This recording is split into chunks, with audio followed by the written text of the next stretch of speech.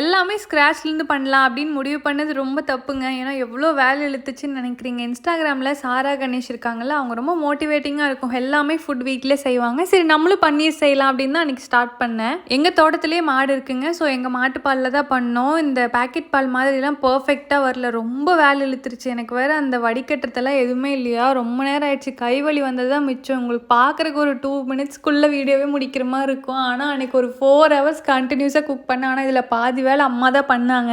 நானே ஒர்க் முடிச்சுட்டு செம்ம டயர்டில் பண்ணிட்டு இருக்கேன். இதில் அம்மா வேற பேக்கெட் பன்னீரே வாங்கிட்டு இருக்கலாம், ஈஸியாக வேலை முடிஞ்சிருக்கும் அப்படின்னு சொல்லிட்டு இருந்தாங்க. இல்லைம்மா ஹெல்த்தியாக பண்ணும்ல, ஸோ இவ்வளோ நேரம் ஆகுதான் செய்யும் அப்படி இப்படின்னு நான் சொல்லிட்டு இருந்தேன் அம்மாவுக்கு. பட் இவ்வளோ வேலை செஞ்சு ஃபுட் டேஸ்ட் இல்லாமல் இருக்குமா, சூப்பராக இருந்துச்சு. பட் நீங்கள் கொஞ்சம் டைம் அண்ட் எஃபர்ட் போட்டு ஒரு விஷயம் பண்ணுறீங்க அப்படின்னா கண்டிப்பாக டேஸ்ட்டாக தான் வருங்க. பர்ஃபெக்டாக அந்த கடையில் வாங்குற மாதிரிலாம் இருக்காது. ஆனால் செம்ம சாஃப்டாக இருந்துச்சு. நீங்களே பாருங்கள். ஹெல்த்தியாக மாறணும் அப்படின்னா கொஞ்சம் கஷ்டம் இருக்குதாங்க செய்யும். அதுக்குன்னு கடையில் வாங்குறது எல்லாமே மோசம் கிடையாது. நம்ம சில நியூஸ்லாம் படிக்கிறோம்ல, அதுக்கு நம்ம வீட்டிலேயே பண்ணிக்கிறது பெட்டர் தான் அப்படின்னு யோசிச்சேன். அவ்வளோதான். தேங்க்ஸ் ஃபார் வாட்சிங். பை.